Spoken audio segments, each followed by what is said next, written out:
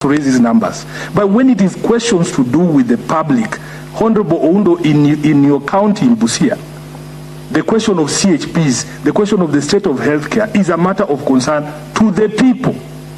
The question of water in Nairobi is a question of concern to the people. It should be the foremost thinking of any member of the National Assembly, because that is what the co-chair from the National Assembly. I think now the basis of my mistrust has been confirmed, because you have made it clear, and at least I have understood you to mean that the sole intention of the members of the National Assembly who are a part of this mediation is to use this mediation to blackmail the entire county government infrastructure so that you get what you want.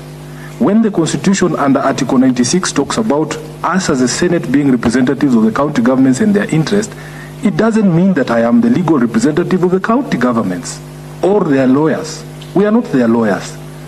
So I find it extremely disingenuous and very disrespectful for members of this committee to suggest that we can find a way to have a sitting with the county governors so that we force them to withdraw a case that they have filed under their constitutional right to question things in courts of law. So if indeed the entire reason for this mediation is so that the National Assembly can blackmail all of us so that they get what they want, then there is no reason for us to sit here. Honorable Chair, it has become extremely clear that the Division of Revenue now has been taken hostage by the National Assembly, and it will not be released until they get their RMLF money. The chair from the National Assembly doesn't want to mention a fund because he knows this is what they do every single time. The fund he has refused to mention is a CDF. Last time, because there was a court case, they used this process to manipulate and to blackmail all of us so that they get what they want. It is extremely unfair. And because Honorable Oundo has taken time to read to me my roles, I also want to remind him that under Article 95(2), the National Assembly is required to resolve issues of concern to the people, not issues of concern to members of the National Assembly. It cannot be that you always front-load issues of CDF and RMLF because they are of concern to members of the National Assembly and not of concern to the people. Even when you are mentioning this issue of the presidential memorandum, you are threatening us that we will not be able to raise 2/3 in both houses. Yet just last week, a few weeks ago, there was a grave matter here where raising 2/3 of the members of the National Assembly and the Senate was not a problem. Where have those 2/3 gone? No wonder the public are criticizing us, that when it is issues to do with us, politicians, it's very easy for us to raise these numbers. But when it is questions to do with the public, Honorable Oundo, in your county in Busia, the question of CHPs, the question of the state of healthcare is a matter of concern to the people. The question of water in Nairobi is a question of concern to the people. It should be the foremost thinking of any member of the National Assembly, because that is what 95(2) requires you to do. So, Chair, me, I was hoping, because the tone that had been taken, I have not finished. And you are in our chamber, you should also allow us to feel that we are playing from the home ground. This is our home ground.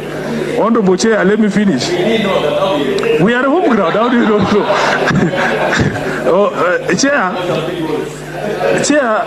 Chair, now I've even lost my train of thought. I had not finished, you know. So I had seen some light at the end of the tunnel from the presentation by Honorable Ochieng, that the issues were identified. Can we begin by being explained to, as a Senate, the thinking behind your amendment to Section 3 of the Act?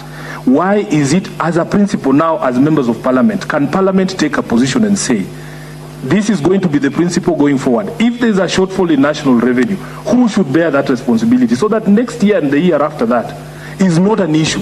And we don't fight about that. Then we move progressively the way that he had listed those issues. He has said, and we had acknowledged, those of us from the Senate, that this issue of the RMLF is important to the members of the National Assembly. We had agreed that we will have to find a way to make a statement about that. How is that not enough, Honorable Oundo, as an assurance from you that we also consider this issue a big issue? But it is a personal issue. It's a personal issue to members of the National Assembly. It is not a matter that is personal to the people. So, Honorable, no, he's disrupting my train of thought. Honorable Chair, so can we be told now by the members of the National Assembly Are they saying that unless we have a solution, unless we assure Honorable Undo that I'll go and find the Council of Governors and tell them to withdraw their case, that this mediation cannot go on? Is that what they are saying? Because if that is what they are saying, then we can also draw certain lines in the sand. We will not be used to blackmail other institutions that we have no control over. Honorable Undo. First of all, I want to put it on record. RLMF is not for members of parliament. CDF is not for the members of parliament. The roads are not for members of parliament. They don't use the roads exclusively. They are for the people of Kenya. CDF is not petty cash for members of parliament. It is for the people of Kenya, the poor boys and girls in the various schools in this country, who make sure they get classrooms, they get dormitories, they get laboratories, they get bursary. We need to take this notion out of senators that CDF, RLMF is petty cash for members of parliament. It is not. It is for the people of Kenya. Would they as well argue that the money given to the counties is for the governors, so that they can carry chairs with them wherever they go,